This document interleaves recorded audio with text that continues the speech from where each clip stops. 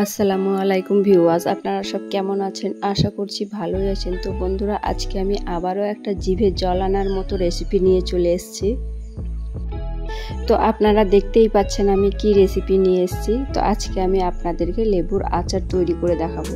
তো চলুন ভিডিওটা স্কিপ না করে দেখতে থাকুন। প্রথমেই লেবুগুলো পিস পিস করে কেটে নেব। আর এই লেবুগুলো আমার গাছের নয় বন্ধুরা, এই লেবুগুলো আমি ননদিনীর বাড়ি গিয়েছিলাম, আমার ননদিনী দিয়েছে। আর কিছু আমার বাবা এসেছিল, আমার বাবা নিয়ে এসেছিল। তাই ভাবলাম অতগুলো লেবু কি করব, তাই আচার বানিয়ে ফেললাম। আর আমার ভিডিওগুলো যদি ভালো লাগে বন্ধুরা, একটা লাইক কমেন্ট শেয়ার করে দিবেন। এই আচারটা মুড়ির সাথে কিংবা গরম ভাতের সাথে খুবই সুন্দর লাগে। লেবুগুলো এইভাবে সব কেটে নিয়েছি। এবার বীজগুলো পরিষ্কার করে নেব। বীজগুলো সব বের করে ফেলে দেব, না হলে আচারটা তেতো লাগবে।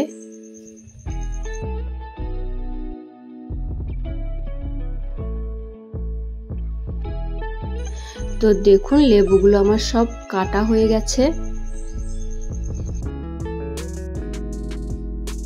এবার গ্যাসের চুলাতে একটা কড়াই বসিয়ে দিয়েছি। কিছু জিরে দিয়ে দিলাম, কিছু ধনে দিয়ে দিলাম, আর সর্ষে দিয়ে দিলাম, আর 5 ফোড়ন দিয়ে দিলাম, আর শুকনো লঙ্কা দিয়ে দিলাম। এবার এগুলো একটু ভেজে নেব। এই দেখুন মশলাটা ভেজে আমি গুঁড়ো করে নিয়েছি। এবার লেবুর মধ্যে মশলাটা দিয়ে দেব।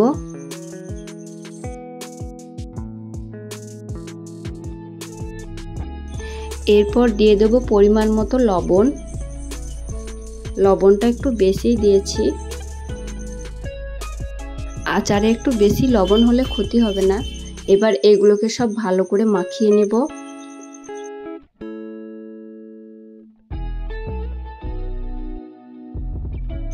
আচারে একটু কালারের জন্য কাশ্মীরি লঙ্কার গুঁড়ো দিয়ে দিলাম। আর কে কে লেবুর আচার খেতে ভালোবাসেন আমাকে কমেন্টে জানাবেন।